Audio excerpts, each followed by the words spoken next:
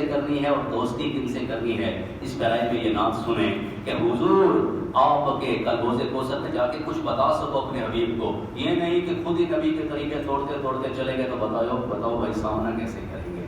حضور آپ کے دشمن سے دشمنی کی ہے، حضور آپ پہ قربان یہ زندگی کی ہے، حضور آپ کی دعوت کا فیض ہے ہم نے، حضور آپ کے مولا کی بندگی کی ہے، اور زمانے بھر کو پس پشت ڈال کر ہم نے مسواک ہو یا کہ تلوار پیروی کی ہے، ظاہر ہو یا باطن پیروی کی ہے، دن ہو یا رات پیروی کی ہے، مرد ہو یا عورت پیروی کی ہے، جوان ہو یا بوڑھے پیروی کی ہے، اخلاق ہو یا اخلاص پیروی کی ہے۔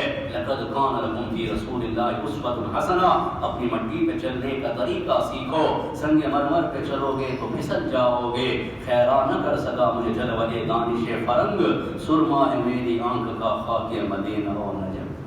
مدینے کی خاک، جب میں مدینہ گیا تو وہاں بھی کتنی نعتیں پڑھی اور لکھی، مدینے کی خاک کا سرما بنا کے ان آنکھوں میں ڈالو، پھر تمہیں محمد عربی کا چہرہ بھی پسند آئے گا، پھر تمہیں اس کی زندگی بھی پسند آئے گی، پھر تم اس کے مطابق خوشیاں غمیاں بھی کرو گے، علی و فاطمہ کی طرح شادیاں بھی کر لو گے، ورنہ ہر شادی میں ابھی تک ڈھول بج رہا ہے، پھر تو بھی اپنے آپ کو اس بیماری کا بھی ذمہ دار سمجھ، امت کے جو حالات ہیں ان کا بھی ذمہ دار سمجھ، پاکستان کے جو حالات بگڑے تو ان کا پورا ذمہ دار ہے، کہ جب تو بھی اللہ اور اس کے حبیب کے طریقوں کو توڑ دیتا ہے تو تیرا پورا حصہ ہے اس معاشرے کو بگاڑنے میں، اور اس شہر کو بگاڑنے میں، اور اس ملک کو بگاڑنے میں، اور پوری امت کو بگاڑنے میں تیرا بھی حصہ ہے، لہٰذا اس سے پہلے پلٹو، اس سے پہلے توبہ کر لو۔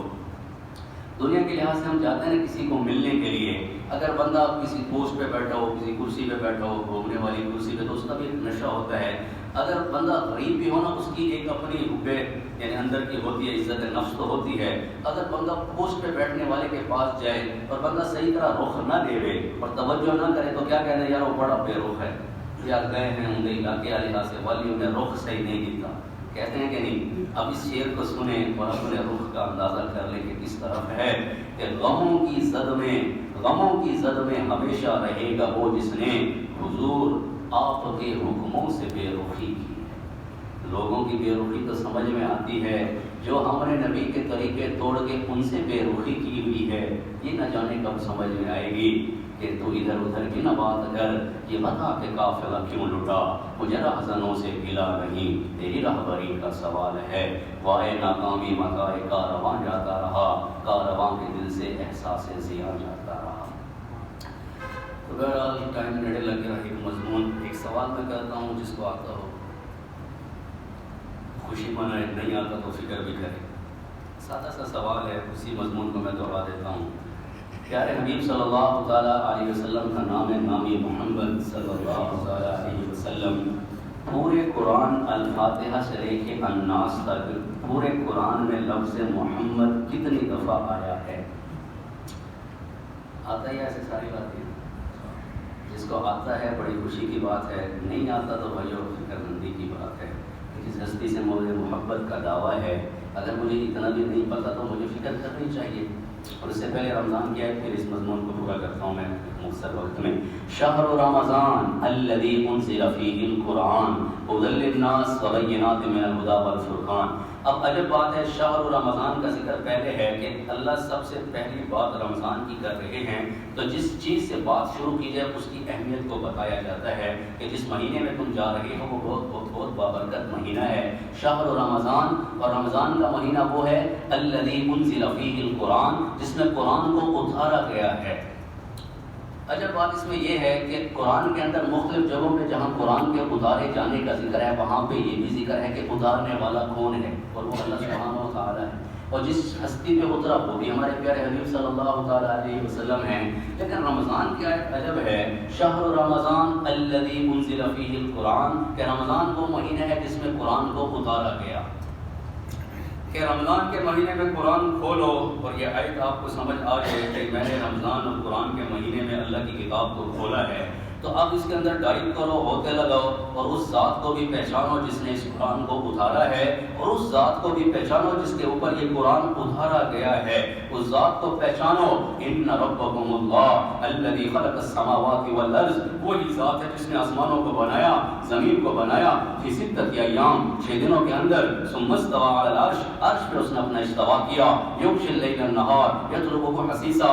مطلب قرآن کے اندر ہوتے لگاؤ گے تو تمہیں پتہ چلے گا قرآن کا اتارنے والا کون ہے، اور قرآن میں ہوتے لگاؤ گے تو تمہیں پتہ چلے گا کس ہستی پہ یہ اتارا گیا ہے۔ تو جان بوجھ کے اللہ پاک نے یہاں سے اس کو سکپ کیا تاکہ ہر مسلمان رمضان میں قرآن کو پھر سے سٹارٹ کرے اور قرآن سے تعلق بنائے، تو پھر قرآن کے اتارنے والے سے بھی تعلق نصیب ہوگا، اور جس ہستی پہ قرآن اتارا گیا ان سے بھی تعلق نصیب ہوگا۔ تو اس ہستی کا ذکر قرآن میں 4 دفعہ آیا ہے، اور اس کی ترتیب کیا پیاری ہے۔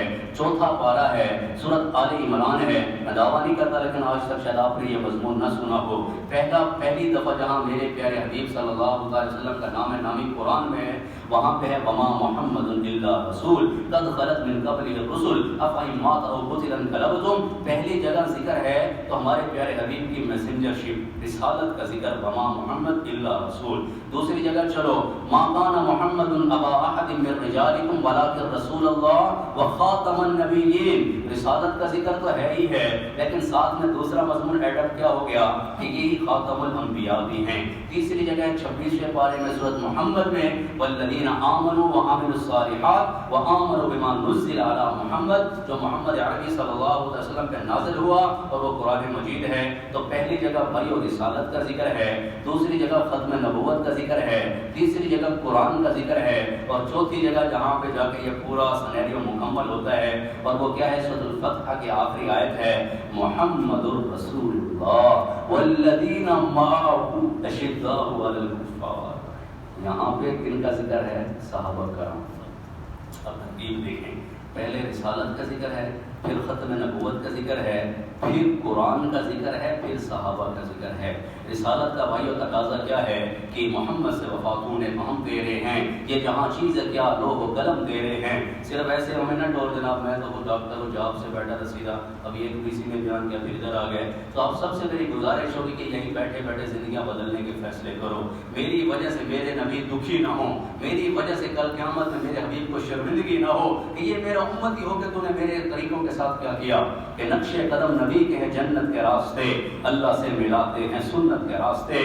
تو رسالت کا تقاضا کیا ہے؟ جیسے ہم کلمہ بھی پڑھتے ہیں لا الہ الا اللہ محمد الرسول اللہ، تو پہلی چیز رسالت ہے، اور رسالت کا تقاضا کیا ہے کہ نبی کے اور رسول کے طریقوں میں آ جاؤ۔ دوسری جگہ میں نے بتایا ختم نبوت کا تذکرہ ہے، اور تبلیغ والوں کا سادہ سا اعلان ہے، اور یہ قرآنی اعلان ہے کہ ختم نبوت کی برکت سے ایک ذمہ داری لاسوارا میں رہو چاہے امریکہ میں رہو، ہر ایک کے ذمہ لگ گئی جس نے کلمہ پڑھ لیا، جو رسالت کا اقراری ہے، ختم نبوت کا اقراری ہے، اس کے ذمہ یہ کام لگ چکا ہے کہ اس نے دنیا کے اندر پھر کے اللہ اور اس کے حبیب کے پیغام کو پہنچانا ہے۔ اور مزے کی بات تیسری جگہ میں نے بتایا قرآن کا تذکرہ ہے۔ رسالت سے ہم نے نبی کا اتباع کر لیا اور ختم نبوت سے ہم نے کام کو سمجھ لیا، لیکن اب کام میں نکلے تو دعوت کیا دینی ہے؟ قرآن کی اتھینٹک پیغام پہنچانا ہے، اور فرقہ واریت کو نہیں بھڑکانا، کسی کو گستاخ رسول اور واصل جہنم نہیں قرار دینا، اور کسی کو مرتد نہیں کہہ دینا۔ اگر وہ ایمان کا دعویٰ کر رہا ہے اور کلمہ بھی پڑھ رہا ہے وہ ہمارا مسلمان بھائی ہے، اس کو مسجدوں سے نکال نہیں دینا، اور اس کے اوپر یہ نہیں کہنا کہ یار تو دو درود و سلام، نہیں نہیں نہیں نہیں، قرآن کا پیغام پڑھو، قرآن کے پیغام کو ہم نے سنانا ہے، کوئی فرقہ واریت کوئی اختلافی بات نہیں کرنی، سب کو سینے سے لگا کے چلنا ہے۔ یہ لفظ محمد کی ترتیب سے میں آپ کو یہ کام سمجھانے کی کوشش کر رہا ہوں کہ رسالت سے اتباع رسول، ختم نبوت سے ایک ذمہ داری لگ گئی۔ ذمہ داری کیا ہے؟ قرآن کے پیغام کو سنانا ہے، اور سنانا کیسے ہے؟ جیسے ابو بکر نے سنایا ہے، جیسے عمر فاروق اعظم نے سنایا ہے، جیسے عثمان و علی نے سنایا ہے، جیسے وہ کربلا کے شہزادوں نے سنایا ہے، اور بدر و احد والوں نے سنایا ہے، اور حنین و خندق والوں نے سنایا ہے کہ تھے ہم ہی ایک تیرے مارکا آراؤں میں، خشکیوں میں کبھی لڑتے کبھی دریاؤں میں، دیا زانے کبھی یورپ کے کلیساؤں میں، کبھی افریقہ کے تبتے ہوئے صحراؤں میں، شان آنکھوں میں نجشتی تھی جہانداروں کی، کلمہ پڑھتے تھے ہم چھاؤں میں تلواروں کی، دشت تو دشت ہیں دریا بھی نہ چھوڑے ہم نے، بحر ظلمات میں دوڑا دیے گھوڑے ہم نے۔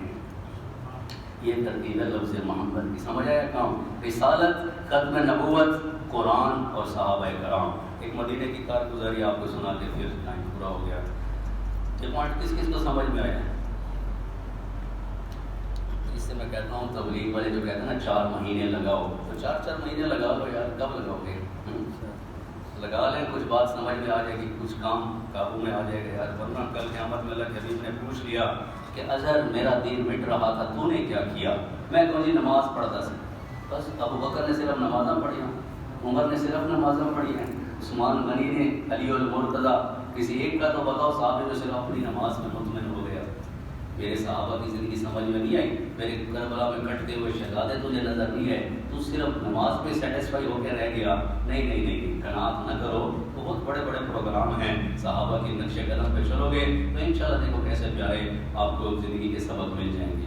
تو بہرحال میں مدینہ گیا، وہاں کی ایک مکہ اس مسجد میں چلو موقع مل گیا سنا دیں آپ کو. تو ہمارے ساتھ خواجہ خان محمد صاحب کے ایک جانشین تھے، مفتی صاحب تھے سرگودا کے ہمارے حج کے گروپ میں. تو مدینہ کی حاضری کا طریقہ انہوں نے سمجھایا.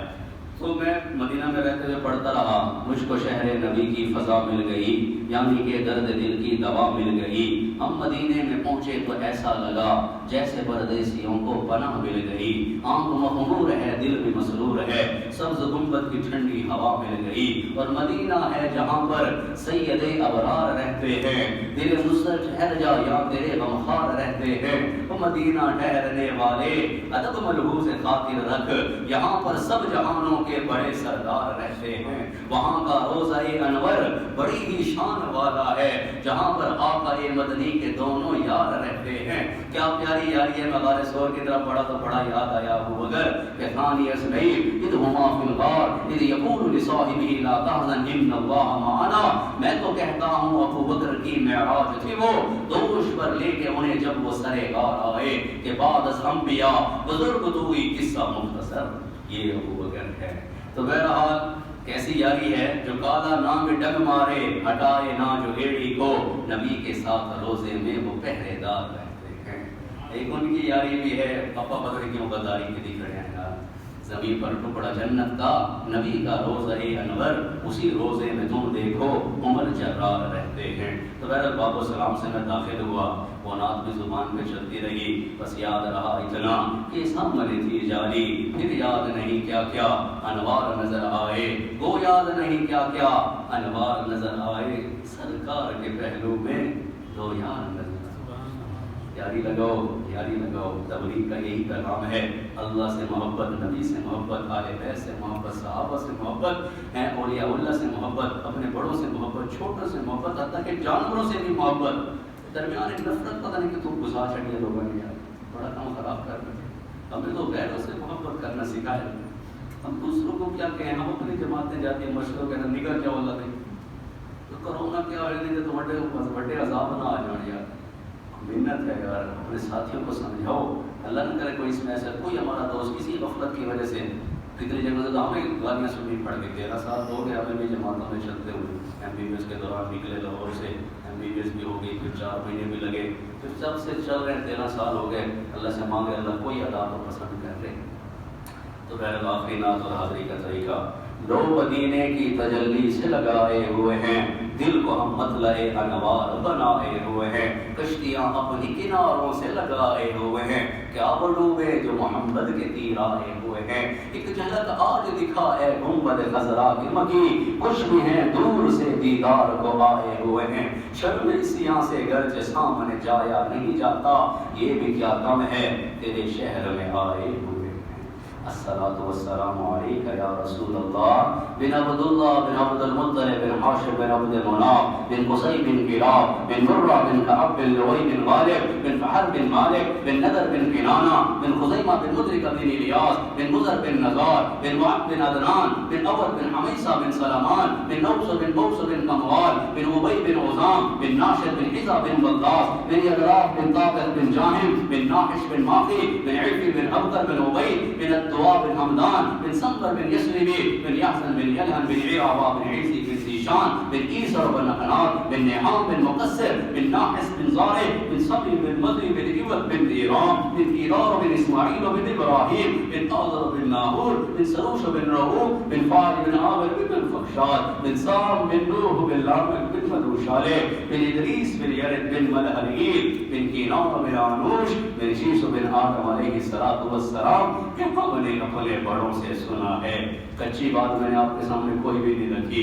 ہم نے اپنے بڑوں سے سنا ہے ان کا رتبہ بڑوں سے بڑا ہے.